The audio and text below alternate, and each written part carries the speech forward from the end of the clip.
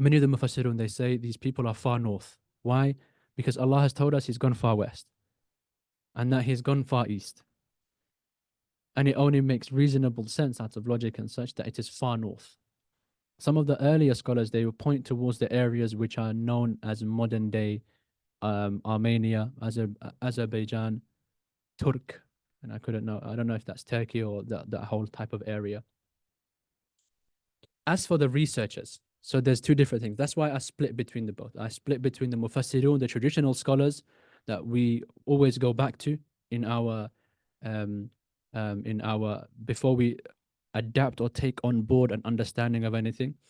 And then we have the researchers. The researchers, you know, it's good to see what they've researched and how they've managed to allow it to coincide with the Quran. If it does, if it doesn't, we don't put that type of research on top of the Quran. We put the Quran on top. So anything which goes in line with it, we can read it. And the belief in Yajuj and Majuj isn't the seventh pillar of faith.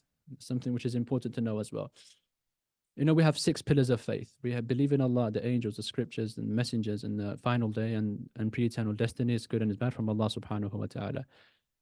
If you don't know, or if someone hasn't come to this isn't something which takes you out of the folds of Islam.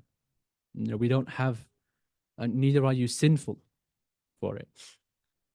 And I think it's been best summarized, the whole story of Yajuj and Majuj by Habib Abu Bakr Mashhur al-Adani rahimahullah, where he says the story of Yajuj and Majuj is a riddle.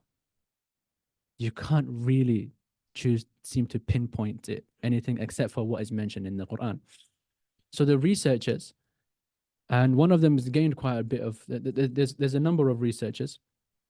One of the locations which is suggested that's the location where Yajuj and Majuj are is in Georgia, where it shares a border. It shares a border with Russia. It shares a border with Russia, and it's the mounts of, or the Darial Gorge, the Caucasus Mountains, right? The Caucasus Mountains, and it's like highly elevated, and the researchers go there and they find within the earth and within these different things, iron and brass and metal and things which are mentioned that Dhul-Qarnayn used. There's also another I think these are the most 2 prominent ones which the modern day researchers have gone into, which is Georgia in the mountains of Caucasus, and the second one is in China, which is, you know, it's a bit of a tough name to pronounce, right? Zhangjiaji or something like that, right? Zhangjiaji. In China, and that's one of the theories by one of the researchers called Hamdi Hamza Abu Zaid, and he found that in his research, this area was referred to as the Gog and Magog means the mountains of places and such like that, and then he linked learning what they mean, how it means, what Gog and Magog is used into their language, finding it being identified to an area, also going and looking into that area and how empty and isolated it is, also the materials, the mountains, and how difficult that is. You know, I know people will say, you know, we've mapped out the world, right? We've mapped it out. We've got the Google Earth, we've got Google Maps, we can see everything and know everything. You know, and we're saying that statement when 80% of the sea is unexplored, right?